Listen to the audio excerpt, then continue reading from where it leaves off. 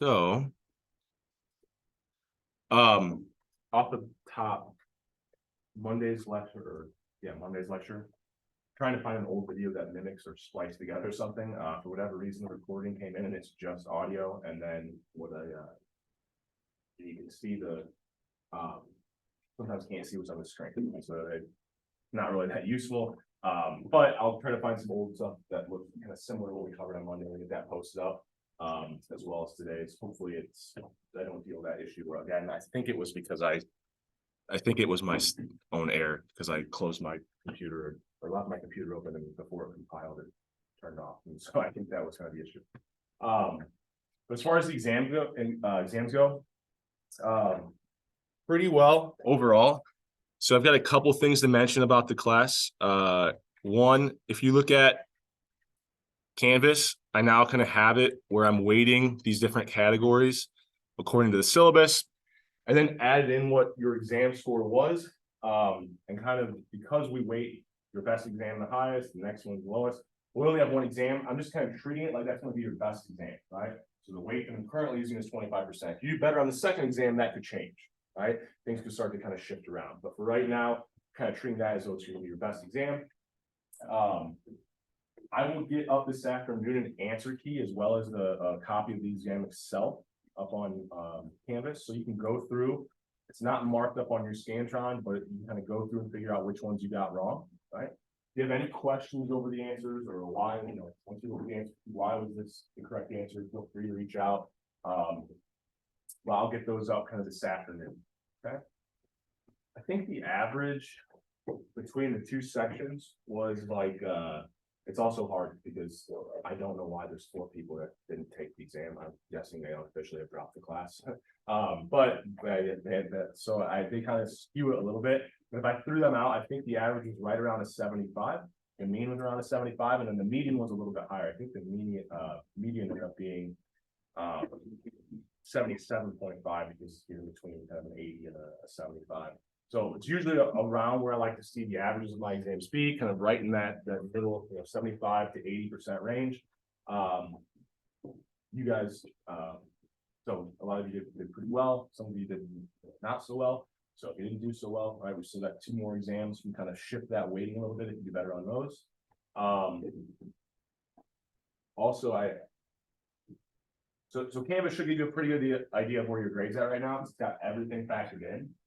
There's like one person that, once again, I don't know if this is someone who's actively participating as much in the class, but still don't have your eye clicker. So if you're still seeing zeros there, you need to get that figured out, because I think there's only one of you. But then the other thing, I want you guys to feel free, like, I want you to reach out if you're not sure what to do, especially with those Excel assignments, right? I want you to get as many points as possible. So I graded those earlier this week. I think I remember it was yesterday or Monday. I finished them. So you've got that second Excel homework graded. The people that did it overall did pretty well. It's actually better than the first one, I would say. The only problem is I think I counted like 15 people who didn't turn it in, right? It's not going to help your grade if you don't turn assignments in. Like, turn something in, get some of the credit, right? And I know that I said I dropped the lowest one, but now if you didn't turn this one in, you have to turn in the next 3. And if you don't do well on one of them, well, too bad, right? That's going to count towards your grade.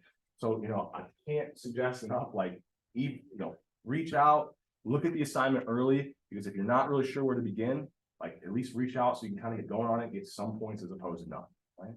Those zeros are really going to kill people or kill your grade, okay? All right, that's my little diatribe there. Any questions from you before we jump into material here today? Okay. So we will pick up where we left off. I introduced a little bit last class the idea of this normal distribution, right? So we're really going to focus on that today. Eventually get to see how can we use those Z tables I told you to either print out or make sure you can access on your phone during class, right? So like I said, I'll expect you to have access to those moving forward, whether or not that's you print it out and bring it to class or you're pulling it up on some electronic device, okay? So we're going to start out this idea of the normal distribution with a guy that kind of came up with it. So it's just like, jack of all trades guy a long time ago. We came up with a lot of mathematical discoveries, one of them, along with another scientist. was the normal distribution, right? So you started seeing like, you know, when we're recording these things in nature, a lot of the times we start seeing like they follow this nice kind of bell curve, right? At the time, they weren't really sure what it was. But we now can call it the normal or sometimes the Gaussian distribution, right? Because it's the guy that came up with it. Okay. So this is things like human height, rainfall, a lot of biostatistics, like anytime we're looking at human performance measures. A lot of the times, if we do a histogram of the data, we see that it looks like it has almost no skew to it. It's this nice symmetric bell curve, right? So, just kind of a fun anecdote for how, I guess, smart this guy was.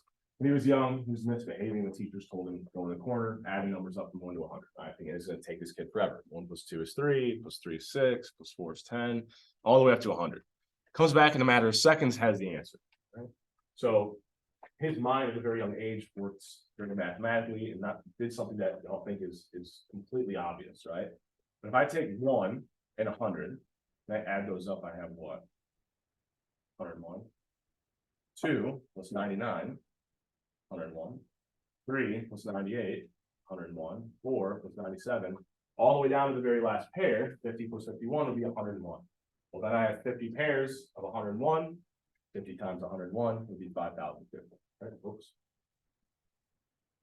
There you go.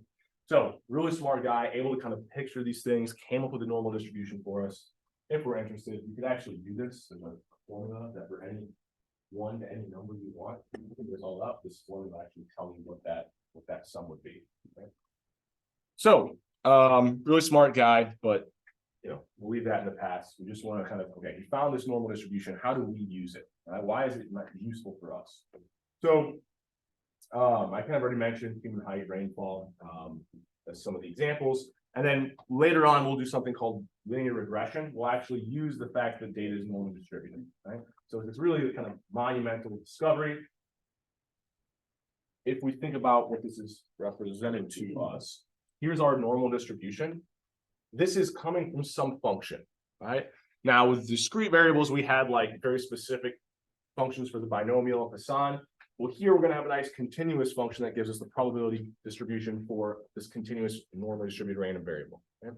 And that is going to be that. Yeah, it's nasty, right? We don't want to deal with this, so we're not going to. In practice, what you would want to do, if I was interested in finding the probability I'm in between two values, I'd have to integrate that function from A to B. That's not something I think any of us want to do. Right. And so, I mean, this is a pretty, you know, there's a lot of nasty stuff going on here. So instead, what we're going to do is convert these normally distributed variables into something that I'll mention later on, which is a standard normal distribution. And then we can use those Z tables to find these different probabilities. Okay. But for now, let's talk a little more about the normal distribution before we get to kind of looking up things in that Z table. So we'll notice here, it's kind of interesting. I said this pops up a lot in like things we measure in biology or kind of out in nature, and it has these kind of two natural numbers, E and pi in it. But the only other things that we're thinking about here, what defines a normal distribution is its mean and its variance, right? We can have different normal distributions, right? So for example, if I'm looking at human height, my mean is going to be a lot higher than if I'm looking at average monthly rainfall, right? Or, you know, the variance on even something like the variance of human height in one country might be different than the variance in another. So we're going to have tons of different types of normal distributions that change depending on their mean and their standard deviation, the mean and their variance. Right? So this distribution is defined by its mean, defined by its variance. What's true about every normal distribution is it's going to be symmetric around that mean. So if it's symmetric around its mean, that means that the mean is actually the same as the median. There's 50% of the observations above, 50% of the observations below whatever that mean is, right? Because the mean is the same as the median for a normal distribution because it's symmetric. Okay, so that's some of the properties, right?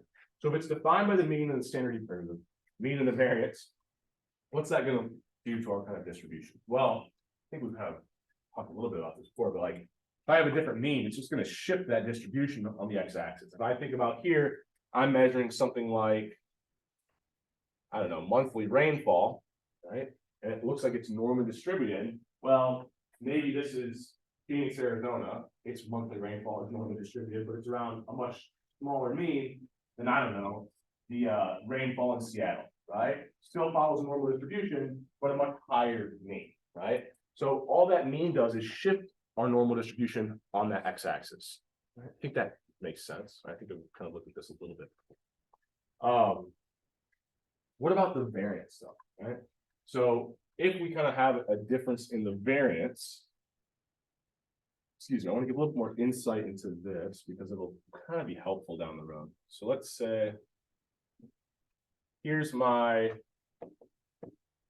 first distribution. It's got a variance of 5, all right? So this is my first variable that I'm looking at.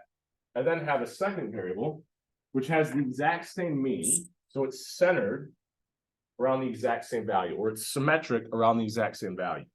But it has a lower variance. So I don't know, we'll say 2. Right? How's that gonna change my normal distribution? Well, if it has the same mean, but the variance is now lower, well, that means if there's a lower variance, it means I'm less likely, right, to see values that are really far from the mean, and more likely I see values right around the mean. So less likely I see values further from the mean, more likely I see values right around the mean, right? So that lower variance kind of makes my distribution more peaked or increases its height. Said differently, if I started looking at higher and higher variances, that means my distribution is being more spread out, or I'm getting this flatter distribution, right? Kind of where values very far from the mean are now more likely than they were before, but values really close to the mean are becoming less likely, right? There's more variation in the data. Any questions on that idea? Like I said, we kind of talked about this a little, touched on it in the past a little bit. Let's go with this. Okay. So if I'm looking at something like this, and I have male and female height, I automatically can kind of compare means and variances just by the visual, right? Here, what group would I say has a higher mean? It looks like both groups' height is normally distributed, but which one has a higher mean? Male height, right? It's shifted over to the right. What's the value of this distribution will be symmetric around? Yeah, it looks like it's about 70. What is this distribution symmetric around? Looks like it's about 65, 64, right? So we've got kind of the mean shifting our distribution. Which of these males or females has a higher variance in their height?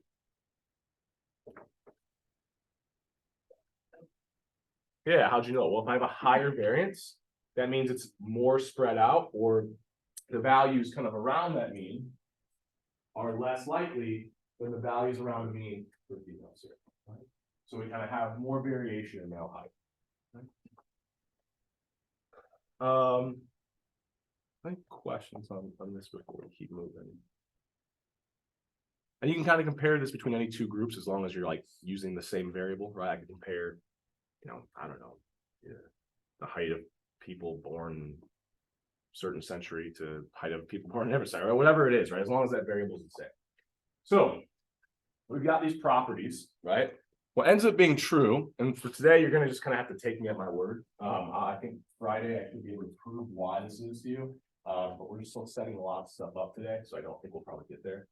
But if I were to go 1 standard deviation above and below the mean, so whatever normal distribution I have, if I go 1 standard deviation below and 1 standard deviation above that mean, the probability if I chose an observation at random and it's somewhere in that range will always be what, about 68%, right? So right now, like I said, you have to take me at my word. I'll hopefully prove this to you on Friday, right? But we also can start to think, okay, this might be something I'm interested in, right? Because if I know what the mean is, but I'm only taking like 1 person, well, then I'm only going to see one of these X values, and maybe I want to make sure that 1 person is close enough to the mean, because if they're way out here, I might start making decisions that don't apply to the majority of people, right? If I randomly choose someone that's 7 feet tall, and that's the person that I'm using to, you know, design my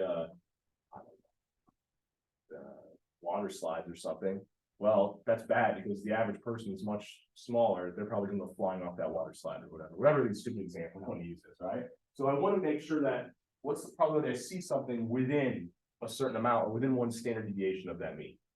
Now, if I wanted to go to 2 standard deviations, well, I'm now just getting a wider range of values, so that probability should be higher, right? You know, the probability I'm within 1 standard deviation is 68%, the probability I'm within 2, something larger, right? So that's about 95%. If you go to 3, that's 99.7. Like I said, next class, we'll figure out exactly where these numbers come from. How do we know this? But for now, I want to just kind of relate this a little bit. Does anybody in any of your classes, any of your professors said like 6 sigma or mentioned 6 sigma? A couple people nodding.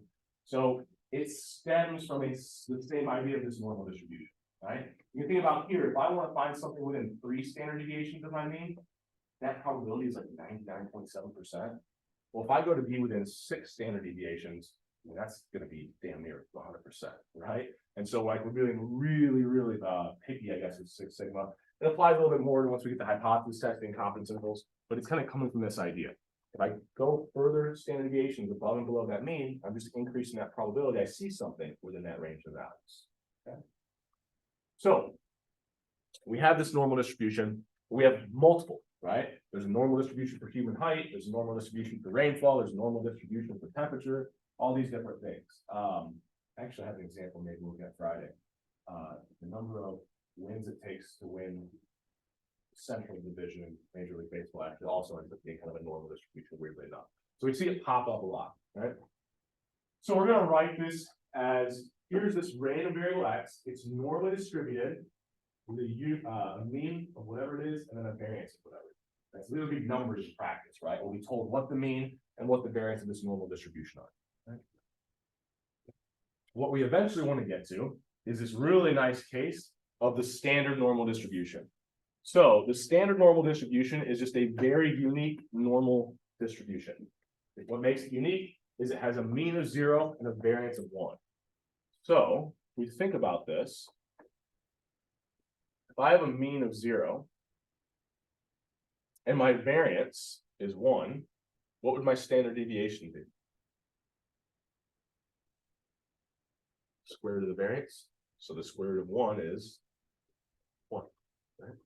So I have this nice kind of trait where if I have a standard normal distribution, whatever value I would see for my x variable, well, that's just going to be, if it's 1.5 away from that mean of 0, the standard deviation is 1, this value is 1.5 standard deviations away, right? When the standard deviation is 1, the value for x is just telling me how many standard deviations away I am from that mean.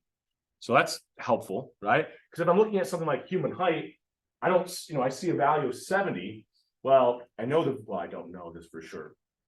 I know because I look at the data, but the variance for human height is not 1.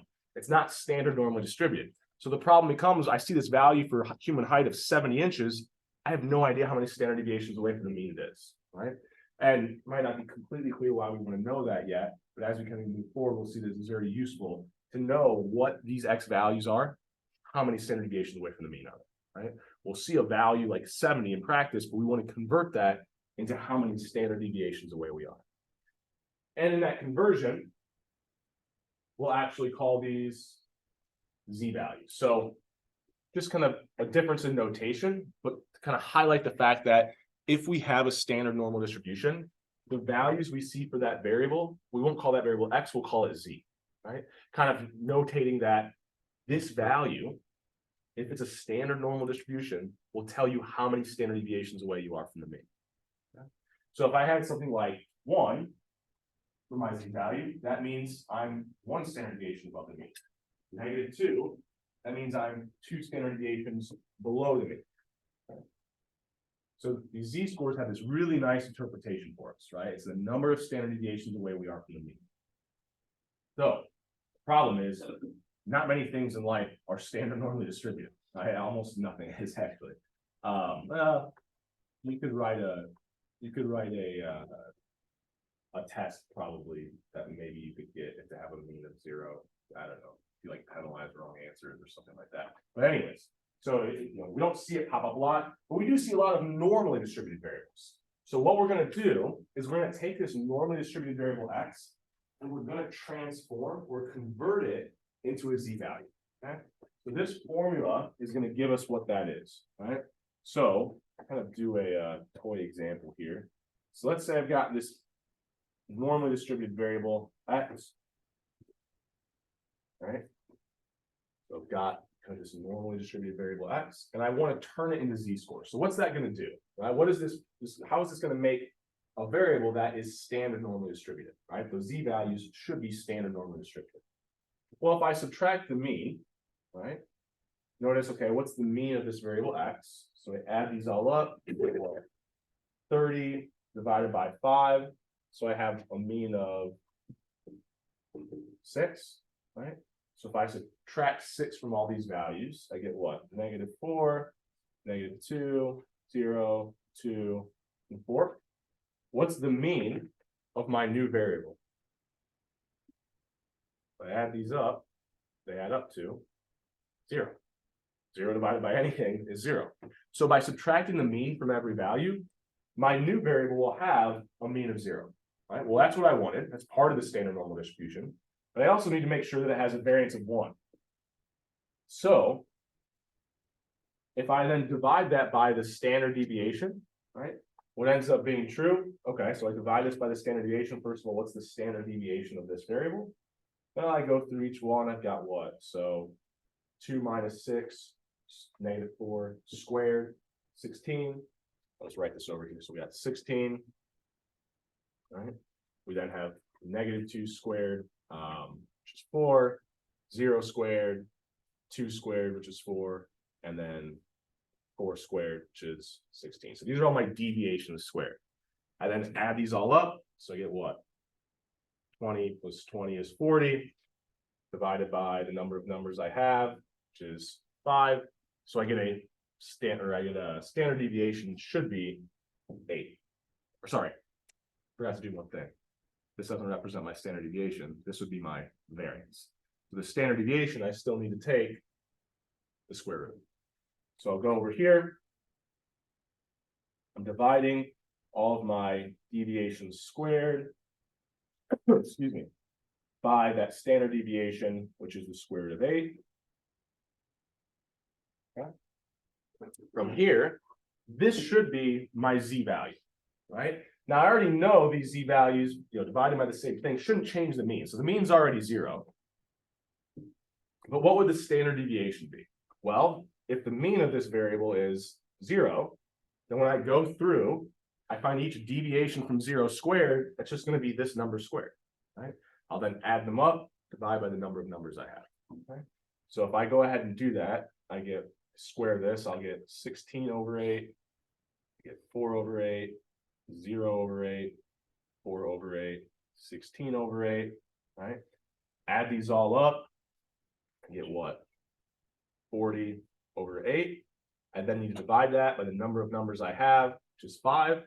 I get that entered in my calculator. Hopefully I can figure that out. But that's a variance of 1, or a variance or a standard deviation of 1, right? Because taking the square root of 1 is still 1. Right? So by subtracting the mean, I guaranteed I had a new variable that had a mean of 0. Then when I divided by the standard deviation, that guaranteed that I had a new variance or a new standard deviation of 1, right? Well, this is great because now if I've converted my x value, this normally distributed variable, into a standard normal distribution, well, now these z values should tell me how many standard deviations away from the mean was that original x value. It was, 2 standard deviations or 3.4 standard deviations above or below. So the mean for, another thing I wanted to mention, the z-score for the mean, well, how many standard deviations away from the mean is the mean? 0, right? It's the same value, it's 0 standard deviations away from it. So if we turn our mean into a z value or a z-score, it'll always be 0. You think about why, if my x value is the mean minus the mean is always 0. So we kind of have the z value for the mean is 0. And then the number of standard deviations away, if I see like +3 for my z-score, that means the original x value was 3 standard deviations away. If I then see -2.4, that means whatever x value I originally started with, that was 2.4 standard deviations below the mean. So I'll try to give you kind of map this out and give you something of an idea like what we're doing in practice. So, maybe I start out with that male height example. We do something like this, right? So I've got 3 x values. What I'm doing is I want to convert my original X values into Z values, right? So I'll take these, I'll subtract the mean, I'll have to calculate the standard deviation, figure out what that standard deviation is. Now the Z-score for the mean will always be 0, right? It's 0 standard deviations away. And then maybe 72 is like 1.2 standard deviations above the mean. And then maybe 64 is, I don't know, negative 2.3 standard deviations below the mean, right? So that's what we're doing. We're mapping out the original X values to transforming them so that we have a nice interpretation that X value of 72 is 1.2 standard deviations away from the mean. Okay. And that X value of 64, 2.3 standard deviations below the mean. So that's what we're doing. The sign, hopefully we kind of noticed, tells me if I'm below or above the mean, right? And then the number is just how many standard deviations above or below the mean I am. So this is another kind of way of thinking about it. So if we instead, so this is what I like this one. So if we map this out, we think about any of our original X values. If we see an X value that's a standard deviation below the mean, well, hopefully when we convert it to a Z-score, that gives me a Z-score of -1. Because that's the literal interpretation of my Z-score, the number of standard deviations away from the mean. If I look at something 3 standard deviations above the mean, that should have a Z-score of 3. Because the definition of the Z-score is how many standard deviations away we are from the mean. And we can kind of prove this to ourselves. So let's say I had something that was 2 standard deviations above the mean. Now in practice, we won't see this. We'll see a number, right? 72, 64, whatever it is for that normal distribution. Normally distributed variable. But if we had a value that did correspond to being 2 standard deviations above the mean, when we turn it into a Z-score, our X value would be 2 standard deviations above the mean. So we'll subtract the mean, divide by the standard deviation to give us our Z-score. We'll notice here, the mean minus the mean cancels, that cancels. We would end up with a Z-score of 2. Right? So we can do this for any one of these kind of, here's how we can do, what's the Z-score for something that's 2.957 standard deviations below the mean? I get 2.597, right? And we kind of plug that in, plug whatever value for X, subtract the mean, divide by standard deviation, and prove that to ourselves. Okay? So we're just converting these X values to have a more usable interpretation. Okay?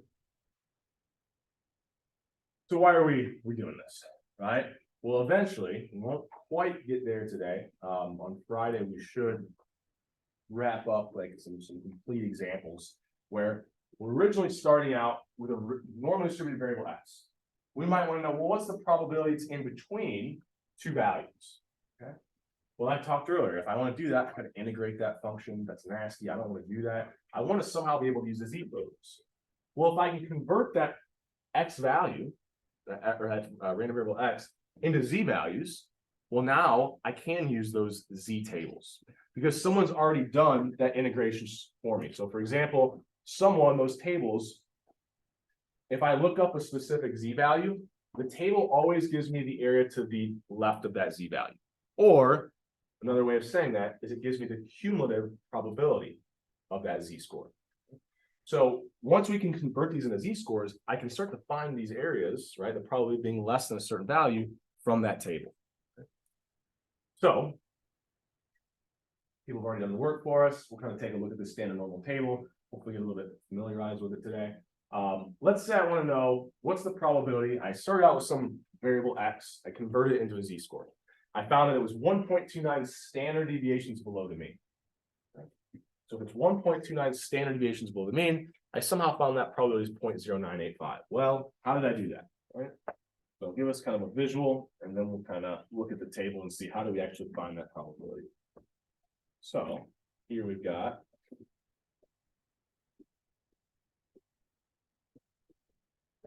negative 1.29, right? And we want to know what's the probability we see that or anything below it, right? Well, the Z table should allow me to look up that Z value of negative 1.29, and it gives me that area to the left, or it gives me that cumulative probability. Now, automatically, I think I might have glossed over this earlier. What do I know that probability has to be less than?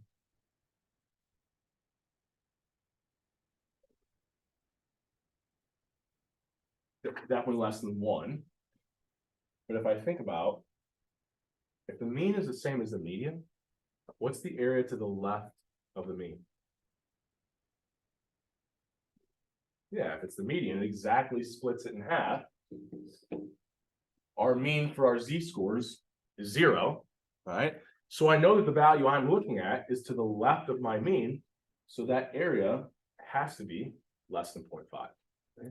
So we can kind of use this fact to like prevent ourselves from making some easy mistakes, that the area to the left and the right of the mean will always be 0.5, which for our z-values, that means the area to the left and the right of that 0, right, is 0.5.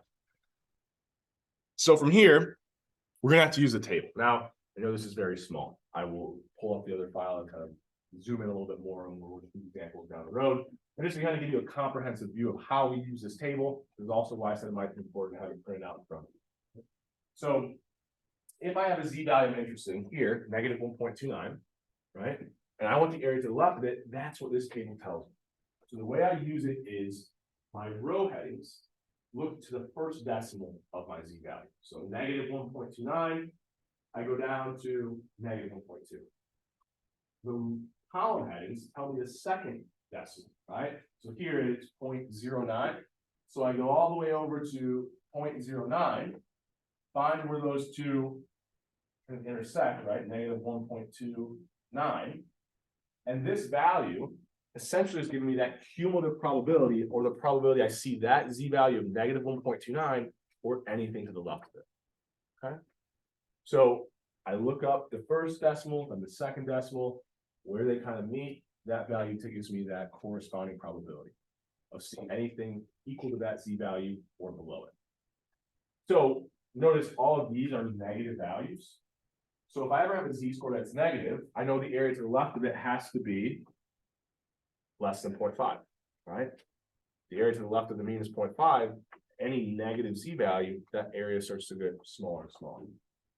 Notice all these are less than 0.5 and getting closer and closer to 0 as my z-value gets really, really large. So another thing I want to point out here, I think this table only goes to negative 3.99. So by the time I get to negative 3.99, the area to the left of it, I think it's basically 0. For the fourth decimal, it doesn't even round to anything other than 0.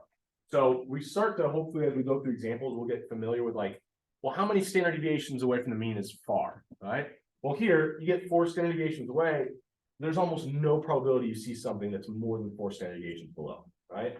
That probability is essentially 0. It's so small. Okay? So, okay, so we're kind of constrained to 2 decimals here, right? So anytime we're finding a z-value, it may end up being 1.2965 or 293 or something. We always round it to the second decimal. Okay? So we can only use to the second decimal. If we wanted to go to the third decimal, we'd have to have like a row, a column, and then like a 3D table where we could look out to the third, but way too complicated, right? So we're just going to keep it at the second decimal. It's going to be a very close approximation. I don't know if we'll get there on Friday for sure, next Monday. Hopefully we'll see in Excel, we can actually be as precise as we want, right? We don't really constrain 2 decimals. Oh, here's the other half. We could also look up the probability that I see 1.29 or anything less than that, right? Well, positive 1.29, 1.2, 9. I get that probability is 0.9015. So I wanted to point something out here. I'm going to redraw this. I think will be helpful, especially for something we're doing here in a little bit. So, found that the area to the left of negative 1.29 was 0.0985. We then found the area to the left of positive 1.29 is what? 0.9015. So I can look up these values, but let's say I didn't have the table in front of me, but I had this information. How could I have figured out that the area to the left of positive 1.29 was that 0.9015? 1 minus what? Yeah, why would that work? So if I want the area to the left of this, if I could find the area to the right, well, then I know the area to the left of it is just 1 minus that. Right? Well, what does the area to the right of positive 1.29 have to be? Well, if this is a symmetric distribution, remember, symmetric around that mean of 0, this would fold exactly on top of itself. So the area to the left of negative 1.29 would be the exact same as the area to the right of positive 1.29. I then subtract that from 1, I'll get that 0.9015. Okay. Any questions on this idea? So we can start to exploit that we've got this symmetric distribution, right? So sometimes I can use that table once and I inherently would be able to find other probabilities as well. Now I could just look it up in the table if I have it in front of me. I'm just kind of pointing some of these things out because I think it'll help some things that we do down the road make a little bit more sense. Questions on that? We keep moving. All right, so we kind of already talked about this. Oh, here's some values we'll see pop up a lot. So I chose 1.29 to kind of show that's pretty close to 90%. So our benchmark values, we'll get to things like confidence intervals, hypothesis testing. We'll see like we want 90% confidence, 95, 99. So these kind of Z values will start popping up a lot because they correspond to a lot of these benchmark kind of values we look at, right? 90, 95, 97.5, 99, 99.5%, right? So we'll start seeing the same Z values pop up a lot, okay? Excuse me. We already talked about this, right? If we know the area to the left, let's say I didn't have this done before, just like if I know the area to the right, I can find the area to the left by 1 minus. Well, if I ever want to find the probability being above 1.29, the table only gives me the area to the left. So I only can ever get that cumulative probability or the area to the left on the table. But if I know the area to the left, the area to the right is just 1 minus that, right? So we'll kind of use that complement rule a lot because the table only ever tells us the probability being less than a certain value. Or the probability being greater than that value, it has to be 1 minus. Okay. We already talked about it being symmetric. So we've got this. What am I going to do here? All right, I think we'll do this first. So let's go through one more example here. Let's say, and I think it always helps to just draw these out, right? So I want the probability that I see a Z value that's what? Greater than or equal to negative 2.53, right? So if I want the probability that's greater than or equal to negative 2.53, I'm looking for this area. Right away, what answer could I rule out? C doesn't make any sense. I'm looking for a probability, it has to be between 0 and 1. I can actually rule another answer out as well.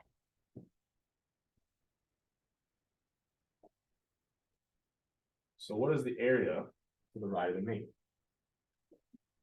So if I'm going the area to the right of a negative Z value, that would have to be greater than 0.5. So right away, I know it's either D or A. What would have to be true if A was the correct answer? That the probability of seeing this Z value or anything to the right of it is 0.5057. Well, if the area to the right of the mean is 0.5, that means I'm looking at a Z value that's like just barely below that. Now, like I said earlier, we might not be completely familiar with like how many standard deviations is far away. So I don't really know like, well, is 5 standard deviations far? Is 2 standard deviations? Well, we said when we get to 4 standard deviations at the table, we're already at probability of 0. So we're thinking about things that aren't very far away from that mean. We're talking about 0.1, 0.05 standard deviations away. We'd have to see a Z value that was really close to 0. Negative 2.5 standard deviations is pretty far away, right? So I'm guessing they're probably going to be, but how can we actually find that out, right? Well, I go to my standard normal table. So here's the actual table, right? It's got 2 sides, one with negative values, one positive. I want negative 2.53. So first decimal, negative 2.5. Second decimal, 0.03. The probability of seeing that Z value that I just looked up, negative 2.53, or anything below it is 0.0057. But remember, what did I originally want? I wanted the probability of seeing that or anything above that. So what do I have to do? Yeah. So 1 minus. Okay. I guess if this helps. Think about it that way. Right? And if doing that, I get what? 0.9943. Okay. So if we ever want to find the probability of being above a certain z-value, we can't do that directly from the table, but the table will give us the probability of being below it, and then we can subtract it from it.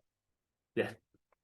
Symmetrical, can't you just go to the opposite sign under the table and use that instead? Yeah, so it kind of depends on how you think, but you can exploit the fact that it's symmetric here in a different way. So before I answer this is, I think some people this will make a lot more sense. This will be a little bit more helpful to approach the problems this way. But you're right. If you can remember that this is a symmetric distribution, you know that the area to the right of negative 2.53 would be the same as the area to the left of positive 2.53. Why do you know that? Well, actually, let me look at a different color here. What would the area to the right of positive 2.53 have to be here?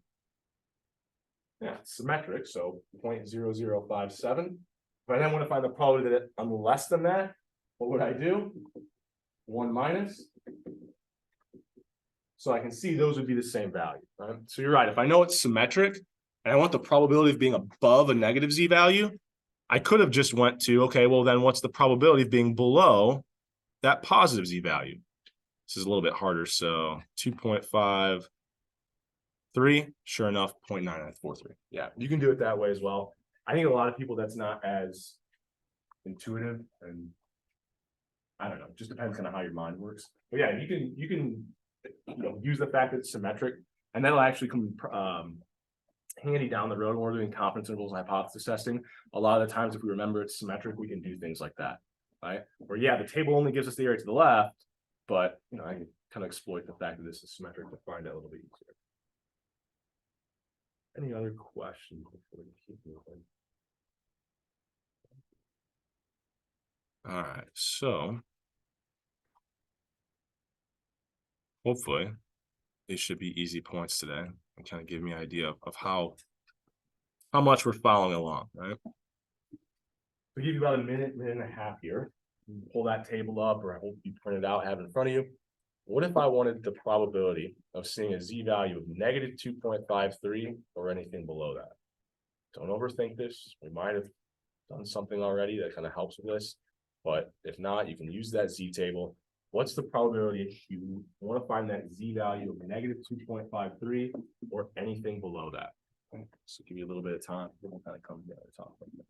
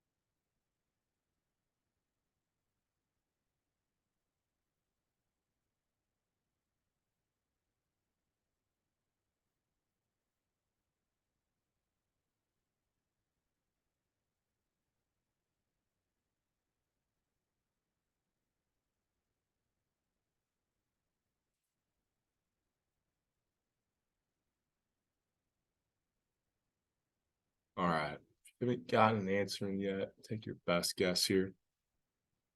Excuse me. Close it out. I think it counted 23, so I think we're all in there. Okay, let's see.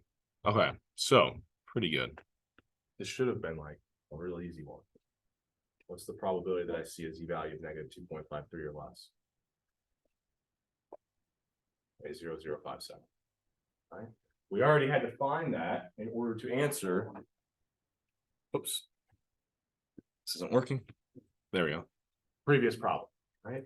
So if you're following along with me a lot of times, I'm just trying, this should be easy, but what I do want you to try to do, and I'll get the next Connect assignment up there, and it'll have some real easy questions at the beginning, which is just getting familiarized with looking up a z-value on that table, finding the probability that I see that z-value or less, that probability I see that z-value or greater. So I'll get that Connect assignment up. A lot of the first questions will be uniform distribution questions, then kind of progress into how do we kind of come up with these z-scores, right? So you'll see that pop up this afternoon as well. Right? A few more things before we get out here, just want to mention, nothing too crazy, but I did say, you know, we see this pop up a lot. So I had like some male height data for the CDC. I just did a kind of histogram with the probability distribution. And if it's pretty close, if I trace out these bars, like it's real nice normal distribution, right? I also see it pop up another thing. So I saw this on Instagram and I was like, oh, it's kind of cool. And they were, I don't know, posting it for some wildly other different reason why I thought it was cool. They were trying to like do a comparison thing. So this is like CrossFit stuff. I'm not that into it, but whatever they were doing, they had some movement they were doing with repetitions, right? And they're seeing how many reps they could do. Yes, I have no idea what workout this was. But then they took everyone's performance and kind of plotted out how many reps they did. And it's this kind of biometric, like a biostat or something that kind of occurs naturally, that human performance.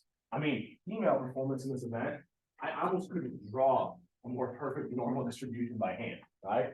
And it's just the way that the real kind of natural data plays out.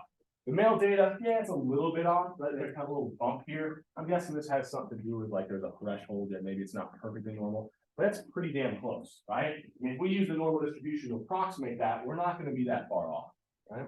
So we see this pop up a lot. I have some other examples kind of that, you know, as we progress this week and next week, they just kind of show that this normal distribution, it pops up in a lot of these different variables that we measure, okay? Other than that, you didn't get your exam, beginning of class, you came a little bit late. I've got those I can kind of hand back, and I'll get the answer key up there this afternoon. Okay. All right. I'll see you guys on Friday.